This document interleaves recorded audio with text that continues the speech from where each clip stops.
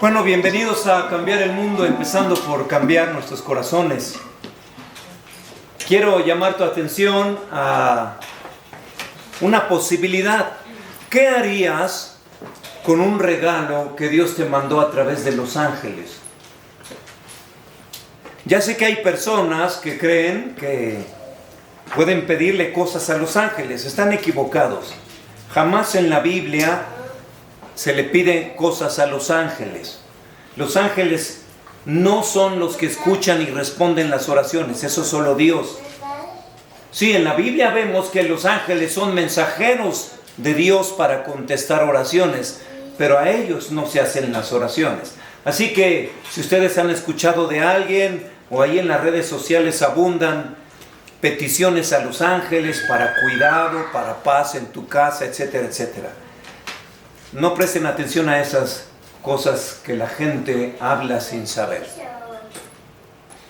Sin embargo, sí hay algunas cosas que Dios nos dio a través de los ángeles. Entre ellas un regalo. ¿Qué harías con un regalo que vino por medio de los ángeles? ¿Qué harías? Bueno, como todos los regalos, si no van acompañados de un desafío, funcionan en contra de aquel de quien lo recibe. Todo regalo tiene que ser acompañado de un desafío. Si no, ese regalo funciona en contra de aquel que lo recibe. Bueno, en la Biblia hay claramente un regalo que Dios envió a los hombres, especialmente a su pueblo. Es la ley. La ley que le dio a Moisés. Hay varios pasajes en la Biblia que dice que la ley que le dio a Moisés, más de 600 mandamientos, fue dada a través de los ángeles. Un regalo para el hombre. Sin embargo, ese regalo fue y sigue siendo mal utilizado, de tal forma que ese regalo funciona en contra de aquellos que lo reciben. Vamos a buscar la carta a Tito, capítulo 3. Carta a Tito, capítulo 3.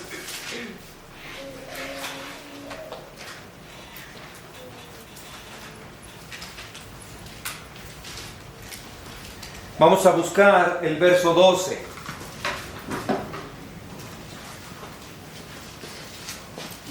Carta a Tito, capítulo 3, versos 12 al 15. Dice: cuando envíe a ti a Artemas o a Tíquico, apresúrate a venir a mí en Nicópolis, porque allí he determinado pasar el invierno. A Zenas, intérprete de la ley, y a Apolos, encamínales con solicitud, de modo que nada les falte. Y aprendan también los nuestros a ocuparse en buenas obras para los casos de necesidad, para que no sean sin fruto. Todos los que están conmigo te saludan. Saluda a los que nos aman en la fe. La gracia sea con todos vosotros. Amén. En estos comentarios finales de Pablo en la carta a Tito, menciona a varias personas por nombre, pero quiero señalar de una forma especial a dos personas en el versículo 13, Zenas y Apolos. Ahora escuchen bien.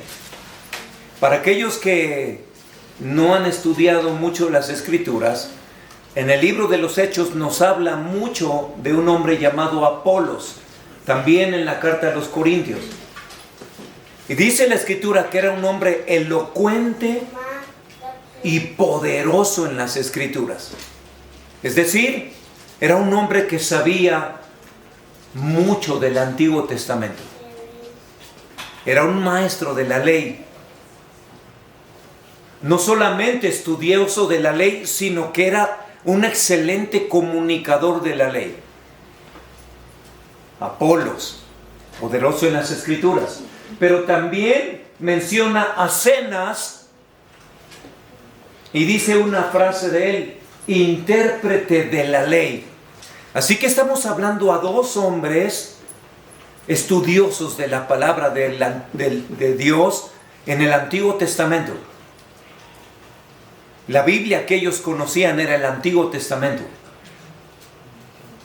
Y uno era poderoso en las escrituras y nos dice aquí que el otro era intérprete de la ley. Ahora, esto puede causar un poco de confusión cuando en el versículo 9 del mismo capítulo, Pablo, casi despidiéndose de Tito, le dice: pero evita las cuestiones necias y genealogías y contenciones y discusiones acerca de la ley, porque son vanas y sin provecho. Desde el capítulo 1, Pablo ha estado advirtiendo a Tito que hay supuestos maestros de la ley que causan discusiones vanas y sin provecho, pero aquí en los últimos versículos habla de dos hombres que eran estudiosos y expertos en la ley. ¿Cómo podemos nosotros congeniar estas dos cosas? Bueno, inicié esta reflexión diciendo que la ley fue un regalo que Dios mandó a través de ángeles. Zenas y Apolos utilizaban bien ese regalo. Los judaizantes utilizaban mal el regalo de la ley.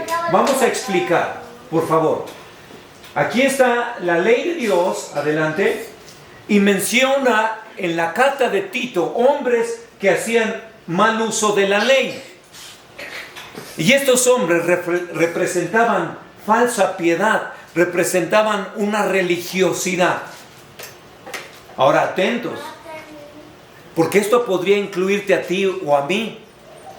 Hombres que profesamos piedad, hombres que tenemos en nuestra boca palabras de piedad, pero negamos la eficacia de ella. Que decimos que creemos en cosas santas, pero las negamos con esas acciones.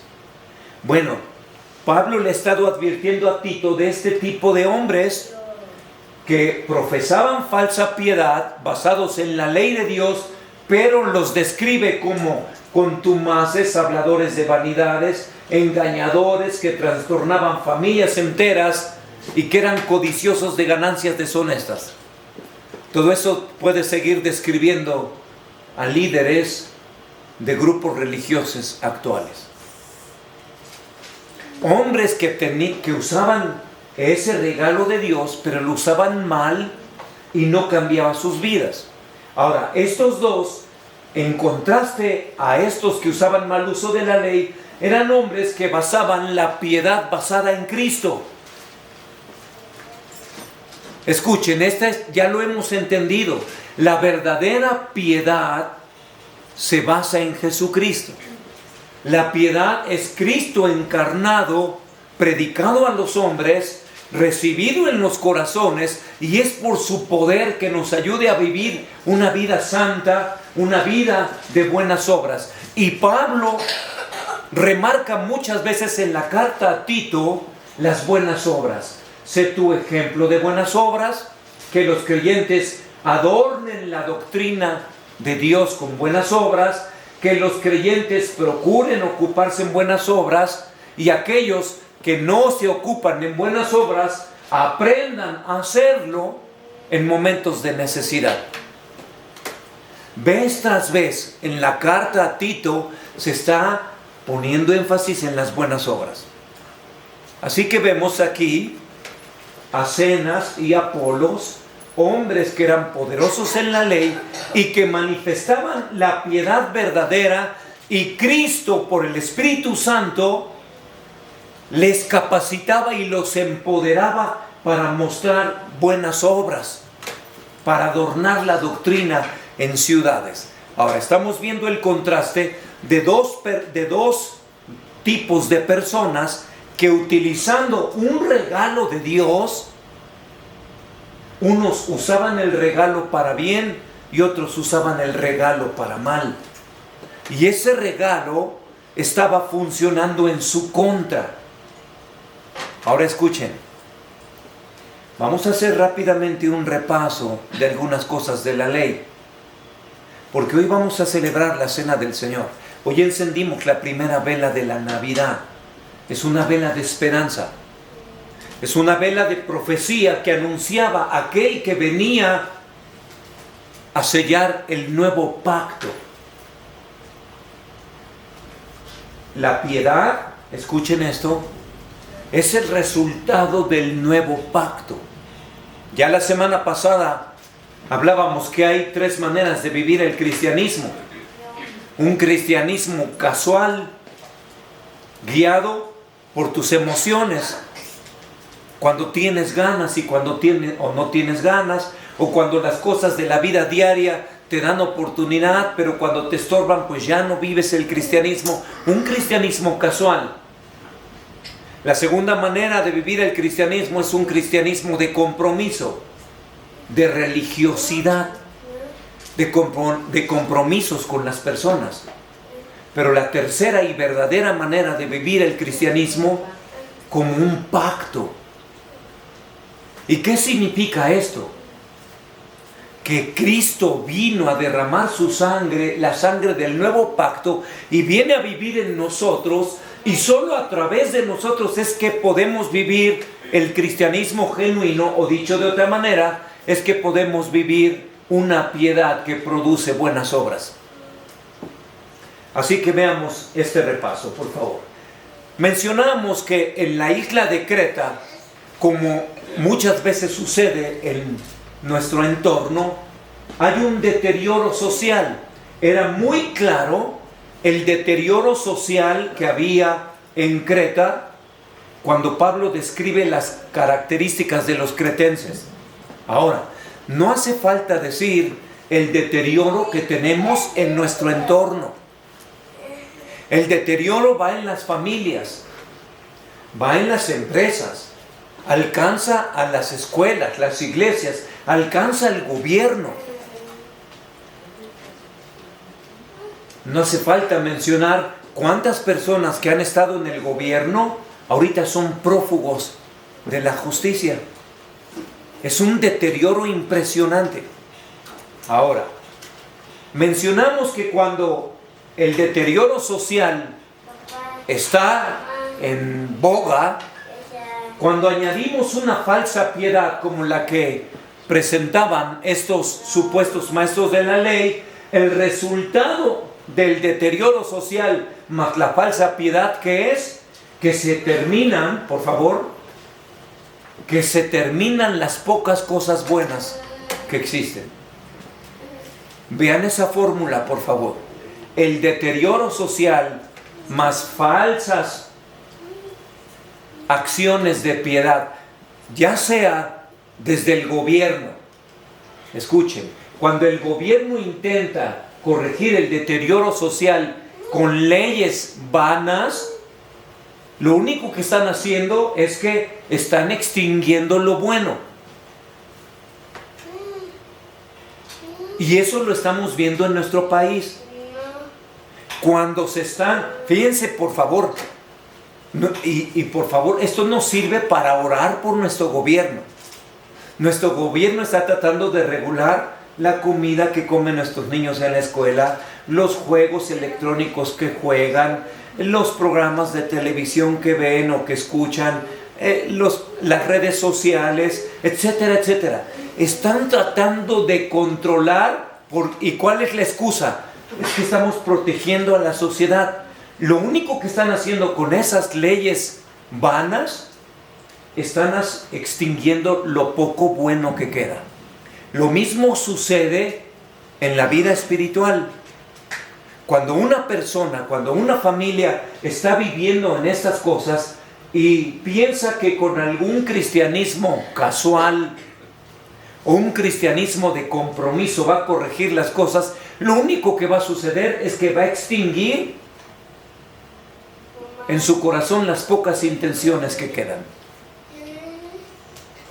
Así que la falsa piedad, el cristianismo casual o de compromiso, no ayuda para contrarrestar el mal. Como vimos la semana pasada, se necesita un cristianismo de pacto, y eso sucede por la renovación del Espíritu Santo y la regeneración abundante del Espíritu Santo en nosotros. Ahora bien, actualmente tenemos algunos errores judaizantes que se están metiendo en la iglesia cristiana. Pablo ha estado poniendo mucho énfasis en esa supuesta piedad. Algunas de estas cosas que ustedes están viendo aquí son modernas propuestas de supuesta piedad y todas basadas, ¿qué creen? En la ley de Dios, en el Antiguo Testamento.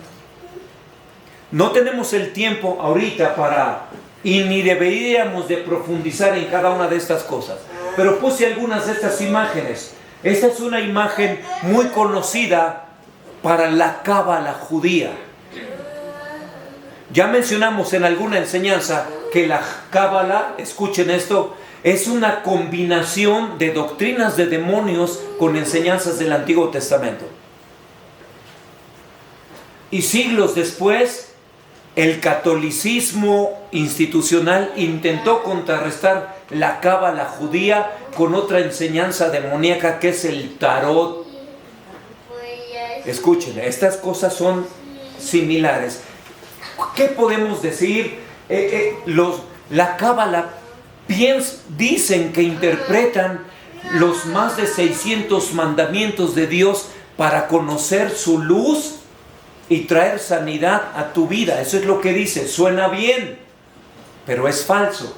Estas imágenes, y si ustedes pudieran ver en cada una de estas áreas energéticas, mencionan cosas como misericordia, sabiduría, victoria, el reino, el esplendor, etc. Y parecen cosas basadas en el Antiguo Testamento. Son doctrinas de demonios. ¿Qué es la cábala? Es una interpretación oculta de la ley de Dios. Buscan mensajes ocultos con lenguaje de bondad, con lenguaje de sanidad. Lo decimos claramente. La cábala judía son enseñanzas de demonios que utilizan algunas verdades del Antiguo Testamento para enseñar mentira. Esto está muy de moda entre el cristianismo. Tratar de buscar tu origen en las tribus de Israel. Buscar tu ascendencia judía. Y buscan maniobrar la historia para concluir que los mexicanos venimos de algunas de las tribus perdidas de Israel. Algunos dicen que venimos de la tribu de Manasés, otros que venimos de la tribu de José. Son vanidades, como lo acaba de decir aquí Pablo en Tito. La numerología también, la numerología es una enseñanza que a veces está entre los cristianos también.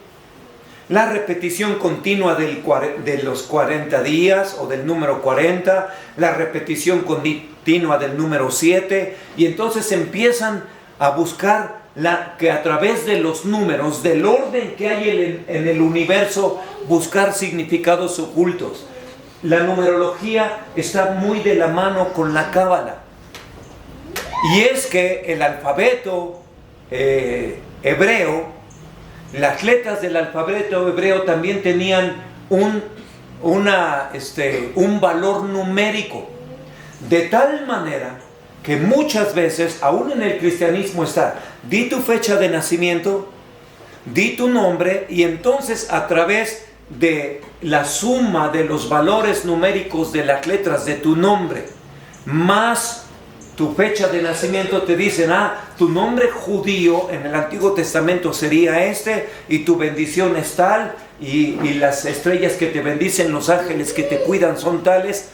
Y todo esto utilizando el Antiguo Testamento y algunas de las bendiciones que son reales, como los nombres que nos pusieron nuestros padres, utilizando para traer mensajes ocultos. Así que la numerología también es una enseñanza judaizante falsa.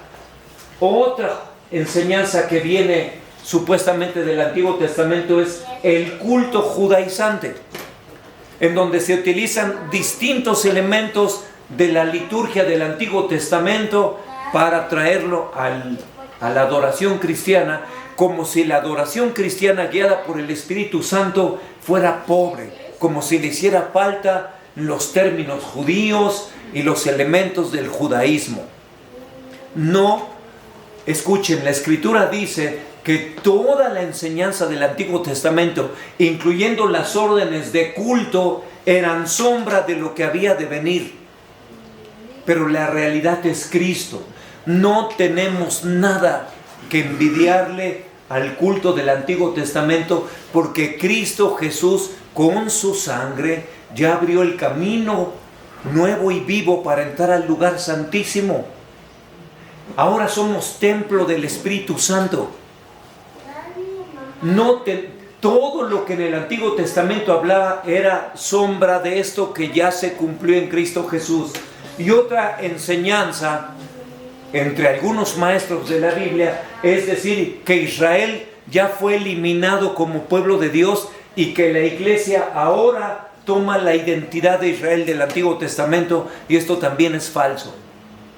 Porque escuchen, dice claramente Romanos que Israel por su incredulidad fue puesto a un lado, y ahorita el Señor está trabajando sí con la iglesia, con los gentiles y judíos a través de la iglesia, pero que en algún momento Dios va a volver a trabajar con Israel. Así que la iglesia no toma el lugar de Israel. No somos el verdadero Israel. Hablando como nación, Dios va a volver a trabajar con el Israel creyente en el futuro. Bueno, aquí estamos mencionando por lo menos 5 doctrinas judaizantes que se están introduciendo en el cristianismo y a las cuales ni siquiera debemos conocerlas. No debemos hacerles caso, dice Pablo a Tito. Evita las cuestiones necias y genealogías y contenciones y discusiones acerca de la ley, porque son vanas y sin provecho. Ni siquiera tenemos que conocer estas cosas. ¿Sabemos que existen? Sí. Por si tú escuchas algo de esto, lo que tienes que hacer es conocer el camino de la piedad, y el Espíritu Santo por su unción te va a guiar a toda verdad, y en cuantito que vas a reconocer la falsedad cuando la escuches. Ahora bien, mencionamos que la ley es un regalo de Dios. Hoy que partamos el pan y tomemos la copa, que entendamos que el Señor derramó su sangre para sellar un nuevo pacto. ¿Cómo es que la ley nos guiaba a ese nuevo pacto? Vamos a repasar rápidamente lo que dice Pablo a Timoteo en el capítulo 1, verso 8. Dice: la ley es buena si uno la usa legítimamente. La ley y sus propósitos. Vamos a ver algunos de estos propósitos. Primero, la ley concedida. Este es uno solo de los pasajes, pero hay otro en Hebreos capítulo 2 y otros más. En Hechos capítulo 7, 53 dice claramente que la ley del Antiguo Testamento fue un regalo concedido a través de los ángeles.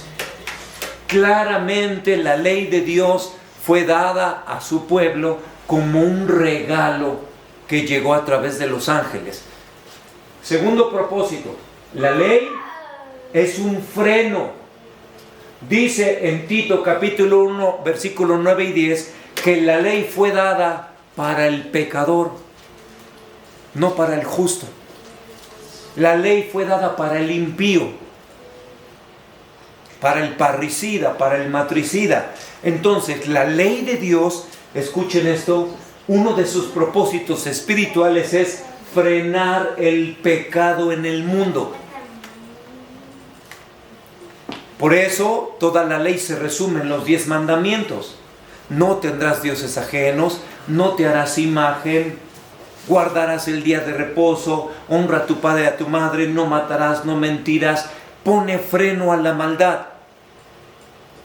Pero no tiene poder para terminar con la maldad. Le pone freno. Propósito número 3 de la ley. La ley es exigente. La ley, además de ser freno, exige perfección. Pero escuchen esto. Como la ley exige perfección, dice Gálatas capítulo 3, versículo 10, que todo aquel que quiera agradar a Dios por la ley está bajo maldición. ¿Por qué? Porque la ley exige perfección. Y si tú no eres perfecto, la ley exige condenación. Por eso dice Gálatas 3:10, todos los que quieren vivir bajo la ley están bajo maldición, porque escrito está, maldito todo aquel que no guarde todas las cosas escritas en el libro de la ley para cumplirlas. Nadie ha cumplido la ley perfectamente. Así que la ley exigente te pone bajo maldición. Propósito número 3 de la ley. La ley pone límites. Dice Romanos capítulo 3, versículos 19 y 20, que la ley nos pone a todos sin excusa, a judíos y no judíos. Los judíos teniendo ese regalo de los ángeles, los no judíos teniendo una ley escrita en su conciencia. Y dice, aún aquellos que no son judíos, cuando dejan de mentir, porque algo dentro de ellos dice que no deben de mentir, hasta los gobiernos ateos saben que el fraude está mal, que el robo está mal, aunque no crean en la ley de Dios. Entonces lo que está diciendo Pablo, judíos y no judíos quedan sin excusa, porque la ley encierra a todos como pecadores. Propósito número 5 de la ley. Escuchen, esta es maravillosa. Además de que la ley nos deja bajo condena, alguien diría, entonces la ley es mala. Dice Pablo, en ninguna manera. La ley es buena. Estamos bajo maldición por nuestros pecados, no por la ley. Pero la ley, además de ser exigente, miren lo que dice Gálatas 3:24, que la ley fue una nodriza, una nana, un cuidador para llevarnos hasta Cristo. Entonces, en el Antiguo Testamento, la ley le decía al pueblo de Dios, tú no puedes ser agradable a Dios porque eres pecador. Pero va a venir aquel que te va a salvar. Entonces la ley producía hambre, necesidad, esperanza de alguien que viniera a solucionar el pecado de una vez y para siempre. Porque la ley no solucionaba eso. Entonces la ley lo que hacía era guiarnos a Cristo. Ahora, aquí no lo escribí, pero otro propósito espiritual de la ley es ser un instrumento de administración del mundo. A través de la ley, siguiendo los principios que están en la ley, administramos las finanzas, administramos la vida, administramos la salud. Es un instrumento, una herramienta de administración y de dominio. Pero lo que tenemos que concluir, por favor, es que la ley nunca fue dada para justificación, ni para salvarnos, ni para hacernos agradables ante Dios. Eso solamente lo lograba el nuevo pacto en Cristo. Otro de los propósitos de la ley es reflejar el carácter santo de Dios, pero no nos da el poder para cumplirla. Entonces, aquí tenemos un resumen de cómo podemos usar la ley de manera correcta. A través de la ley nos damos cuenta que somos pecadores. A través de la ley nos damos cuenta que Dios es santo. A través de la ley nos damos cuenta que Dios nos ama porque nos la mandó como un regalo para frenar la maldad de nuestra vida. A través de la ley nos damos cuenta que hay principios para administrar las finanzas, la salud. A través de la ley nos damos cuenta que estábamos necesitados de Cristo Jesús.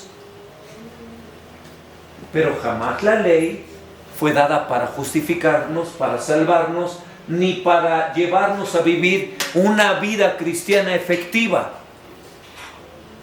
Así que si alguien viene con una enseñanza judaizante para decir, es que si tú guardas la ley de Dios, si tú obedeces las fiestas judías, si tú conoces el significado de tu nombre, vas a vivir la vida cristiana de manera más efectiva. Es un engaño de Satanás. Escucha, Pablo le dijo a los Gálatas, si por la ley fuera la salvación, en vano murió Cristo. Eso dice. Si tú pudieras ser salvo por la ley de Dios, en vano murió Cristo. Ahora déjame decirte esto. Si pudieras vivir la vida cristiana de manera efectiva por la ley, en vano nos fue dado el Espíritu Santo. ¿Ya entendimos? Entonces, hermanos, escuchen. El que quiera ser salvo por la ley está diciendo que el sacrificio de Cristo no vale nada. El que como cristiano quiera agradar a Dios por la ley está diciendo que la unción del Espíritu Santo no vale nada. Están negando a Cristo y negando al Espíritu Santo. Y la Biblia dice que quien niegue a Cristo y al Espíritu Santo no es de Dios. Por eso Pablo es tan radical diciéndoles a Tito y a Timoteo y a nosotros a través de ellos lo que no debemos hacer con la ley. Ahora bien, la próxima semana hablaremos, dale por favor, de estos personajes con la cual termina la carta de Tito. Comienza mencionando a Tito, a Artemas, a Tíquico, a Zenas, a Apolos. Ya hablaremos de estos personajes la próxima semana. Pero todos estos, dale por favor, fueron personas que mostraban el carácter de Cristo. Entonces, para concluir esta mañana, escuchen esto. Vamos a tomar el pan y la copa.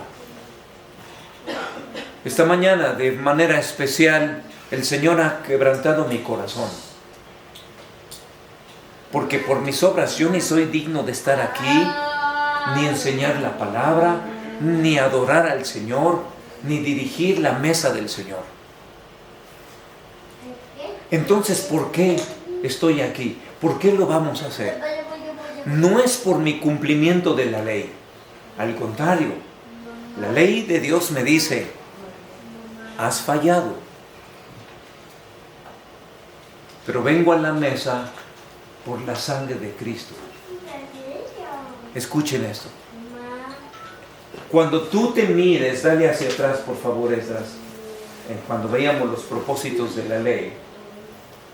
Cuando tú te mires por estas cosas en la ley, si ahorita al estar en la presencia del Señor o a venir a partir el pan y beber la copa, en tu corazón, en tu conciencia, hay acusación, escucha, esto es la oportunidad de decir, Señor, es por fe que me acerco a ti.